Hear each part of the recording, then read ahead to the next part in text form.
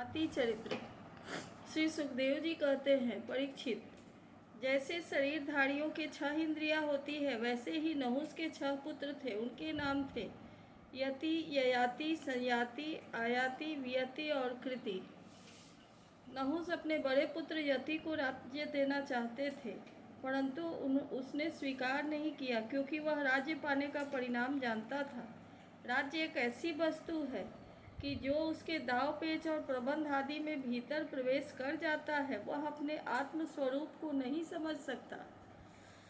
जब इंद्र पत्नी सची से सहवास करने की चेष्टा करने के कारण नहुस को ब्राह्मणों ने इंद्र पद से गिरा दिया और अजगर बना दिया, तब राजा के पद पर ययाति बैठे। ययाति ने अपने 4 छोटे भाइयों को 4 दिशाओं में नियुक्त कर दिया और स्वयं शुक्राचार्य की पुत्री देवयानी और दैत्यराज विस्पड़वा की पुत्री शर्मिष्ठा को पत्नी के रूप में स्वीकार करके पृथ्वी की रक्षा करने लगा। राजा परीक्षित ने पूछा, भगवान शुक्राचार्य जी तो ब्राह्मण थे और ययाति क्षत्रिय, फिर ब्राह्मण कन्या और क्षत्रिय वर का प्रतिलोम विवाह कैसे हुआ? श्री सुखदेव जी ने कहा, राजन, दानव राज विस्पड़वा की एक बड़ी मानिनी कन्या थी। उसका नाम था शर्मिष्ठा।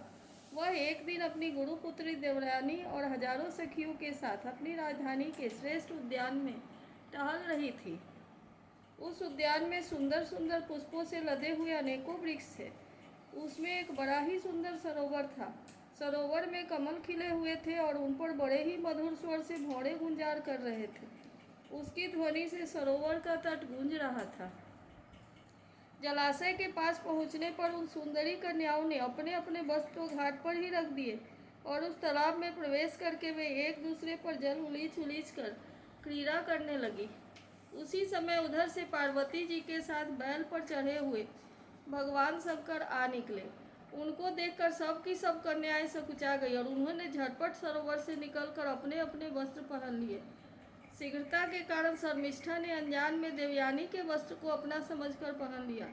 इस पर देवयानी क्रोध के मारे आग बबूला हो गई। उसने कहा, अरे देखो तो सही, इस दासी ने कितना अनुचित काम कर डाला।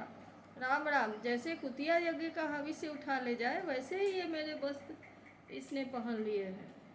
जिन ब्राह्मणों ने अपने तपोबल से इस संसार की सृष्टि की है, जो परम पुरुष परमात्मा के मुख रूप है, जो अपने हृदय में निरंतर ज्योतिर्मय परमात्मा को धारण किए रहते हैं और जिन्होंने संपूर्ण प्राणियों के कल्याण के लिए वैदिक मार्ग का निर्देश दिया है, बड़े बड़े लोकपाल तथा देवराज इंद्र ब्रह्मा आदि भी जिनके चरणों की वंदना और सेवा करते हैं, और तो क्या लक्ष्मी जी के एकमात्र आश्रय परम पावन विश्वात्मा भगवान भी जिनकी वंदना और स्तुति करते हैं, उन्हीं ब्राह्मणों में हम सबसे श्रेष्ठ भृगुवंशी है। और इसका पिता प्रथम तो असुर है, फिर हमारा शिष्य है। इस पर भी इस दुष्टा ने जैसे शूद्र वेद पढ़ ले, उसी तरह हमारे कपड़ों को पहन लिया है। जब देवयानी इस प्रकार गाली देने लगी, तब शर्मिष्ठा क्रोध से तिलमिला उठे। वह चोट खाई हुई नागिन के समान लंबी सांस लेने लगी। उसने अपने दांतों से होठ दबाकर कहा, भिखारिन, तू इतना बक रही है? तुझे कुछ अपनी बात का पता भी है? जैसे कौवे और कुत्ते हमारे दरवाजे पर रोटी के टुकड़ों के लिए प्रतीक्षा करते हैं, वैसे ही क्या तुम भी हमारे घरों की ओर नहीं ताकती रहती? शर्मिष्ठा ने इस प्रकार बड़ी कड़ी कड़ी बात कहकर गुरुपुत्री देवयानी का तिरस्कार किया और क्रोधवश उसके वस्त्र छीनकर उसे कुएं में ढकेल दिया। शर्मिष्ठा के चले जाने के बाद संयोगवश शिकार खेलते हुए राजा जयाति उधर आ निकले। उन्हें जल की आवश्यकता थी, इसलिए कुएं में पड़ी हुई देवयानी को उन्होंने देख लिया। इस समय वह वस्त्रहीन थी, इसलिए उन्होंने अपना दुपट्टा उसे दे दिया और दया करके उसे हाथ से उसका हाथ पकड़कर उसे बाहर निकाल लिया। देवरानी ने प्रेम भरी वाणी से वीर जयाति से कहा, वीर शिरोमणि राजन, आज आपने मेरा हाथ पकड़ा है। अब जब आपने मेरा हाथ पकड़ लिया, तब कोई दूसरा इसे न पकड़े। वीर श्रेष्ठ, कुएं में गिर जाने पर मुझे जो आपका अचानक दर्शन हुआ है, वह भगवान का ही दिया हुआ संबंध समझना चाहिए। इसमें हम लोगों की या और किसी मनुष्य की कोई चेष्टा नहीं है। वीर श्रेष्ठ, पहले मैंने बृहस्पति के पुत्र कच्छ को शाप दे दिया था कि इस पर उसने भी मुझे शाप दे दिया। इसी कारण ब्राह्मण मेरा पानी ग्रहण नहीं कर सकता। ययाति को शास्त्र प्रतिकूल होने के कारण यह संबंध अभीष्ट तो न था, परंतु उन्होंने देखा कि प्रारब्ध ने स्वयं ही मुझे यह उपहार दिया है और मेरा मन भी इसकी ओर खींच रहा है, इसलिए ययाति ने उसकी बात मान ली। वीर राजा ययाति जब चले गए तब देवयानी रोटी पीटती अपने पिता शुक्राचार्य के पास पहुंची और शर्मिष्ठा ने जो कुछ भी किया था वह सब उन्हें कह सुनाया।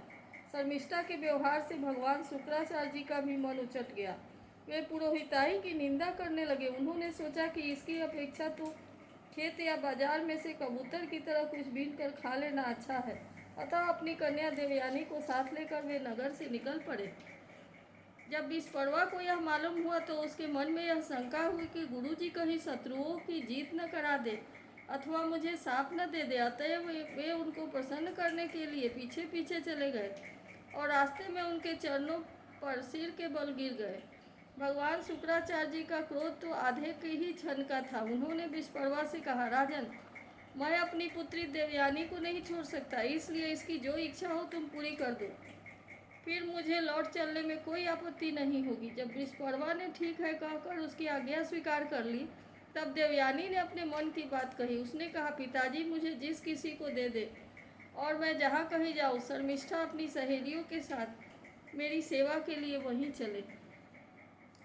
शर्मिष्ठा अपने परिवार वालों का संकट और उनके कार्य का गौरव देखकर देवयानी की बात स्वीकार कर ली। वह अपनी 1000 सहेलियों के साथ दासी के समान उसकी सेवा करने लगी। शुक्राचार्य जी ने देवयानी का विवाह राजा ययाति के साथ कर दिया और शर्मिष्ठा को दासी के रूप में देकर उनसे कह दिया, राजन, इसको अपनी सेज पर कभी न आने देना। परीक्षित, कुछ ही दिनों बाद देवयानी पुत्रवती हो गई। उसको पुत्रवती देखकर एक दिन शर्मिष्ठा ने भी अपने ऋतुकाल में देवयानी के पति ययाति से एकांत में सहवास की याचना की।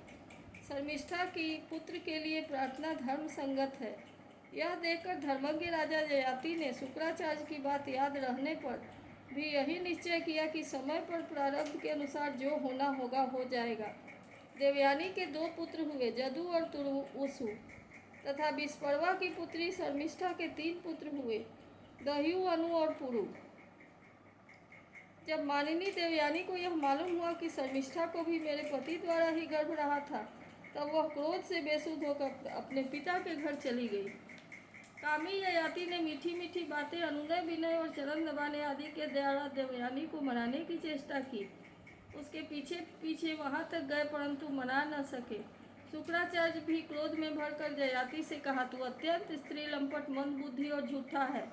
जा, तेरे शरीर में वह बुढ़ापा आ जाए जो मनुष्यों को कुरूप कर देता है। ययाति ने कहा, ब्राह्मण, आपकी पुत्री के साथ विषय भोग करते करते अभी मेरी तृप्ति नहीं हुई है। इस हिसाब से तो आपकी पुत्री का भी अनिष्ट ही है। इस पर शुक्राचार्य जी ने कहा, अच्छा जाओ, जो प्रसन्नता से तुम्हें अपनी जवानी दे दे उससे अपना बुढ़ापा बदल लो।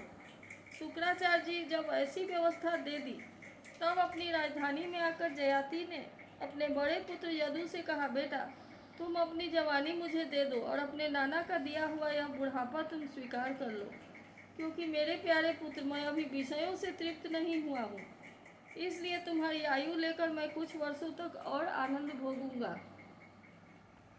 यदु ने कहा, पिताजी, बिना समय के ही प्राप्त हुआ यह आपका बुढ़ापा लेकर मैं जीना भी नहीं चाहता, क्योंकि कोई भी मनुष्य जब तक विषय सुख का अनुभव नहीं कर लेता तब तक उसे उससे वैराग्य नहीं होता।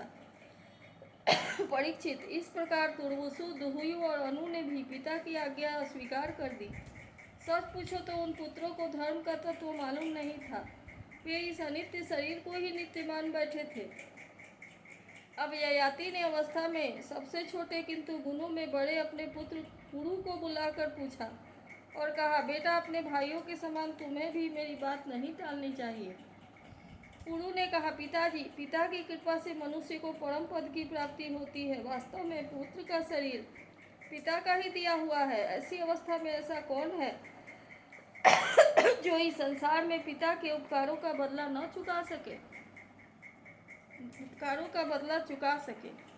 उत्तम पुत्र वह है जो पिता के मन की बात बिना कहे ही कर दे। कहने पर श्रद्धा के साथ आज्ञा पालन करने वाले पुत्र को मध्यम कहते हैं। जो आज्ञा प्राप्त होने पर भी अश्रद्धा से उसका पालन करे वह अधम पुत्र है। और जो किसी प्रकार भी पिता की आज्ञा का पालन नहीं करता वह पुत्र तो कहना ही भूल है, वह तो पिता का मलमूत्र ही है। परीक्षित, इस प्रकार कहकर पुरु ने बड़े आनंद से अपने पिता का बुढ़ापा स्वीकार कर लिया। राजा ययाति भी उसकी जवानी लेकर पूर्ववत विषयों का सेवन करने लगे। वे सातों द्वीपों के एक छत्र सम्राट थे। पिता के समान भली भांति प्रजा का पालन करते थे। उनकी इंद्रियों में पूरी शक्ति थी और वे यथावसर यथा प्राप्त विषयों का यथेच्छ उपभोग करते थे। देवयानी उनकी प्रियतमा पत्नी थी। वह अपने प्रियतम ययाति को मन, वाणी, शरीर और वस्तुओं के द्वारा दिन दिन और भी प्रसन्न करने लगी और एकांत में सुख देने लगी। राजा ययाति ने समस्त वेदों के प्रतिपाद्य सर्वदेव स्वरूप यज्ञ पुरुष भगवान श्री हरि का बहुत से बड़ी बड़ी दक्षिणा वाले यज्ञों का यजन किया। जैसे आकाश में दल के दल बादल दिखते हैं और कभी नहीं भी दिखते, वैसे ही परमात्मा के स्वरूप में यह जगत स्वप्न, माया और मनोराज्य के समान कल्पित है। यह कभी अनेक नाम और रूपों के रूप में प्रतीत होता है तो कभी नहीं भी। वे परमात्मा सबके हृदय में विराजमान हैं। उनका स्वरूप सूक्ष्म से भी सूक्ष्म है। उन्हीं सर्वशक्तिमान सर्वव्यापी भगवान श्री नारायण को अपने हृदय में स्थापित करके राजा ययाति ने निष्काम भाव से उनका यजन किया। इस प्रकार 1000 वर्ष तक उन्होंने अपनी उच्छृंखल इंद्रियों के साथ मन को जोड़कर उसके प्रिय विषयों को भोगा, परंतु इतने पर भी चक्रवर्ती सम्राट ययाति की भोगों से तृप्ति न हो सकी।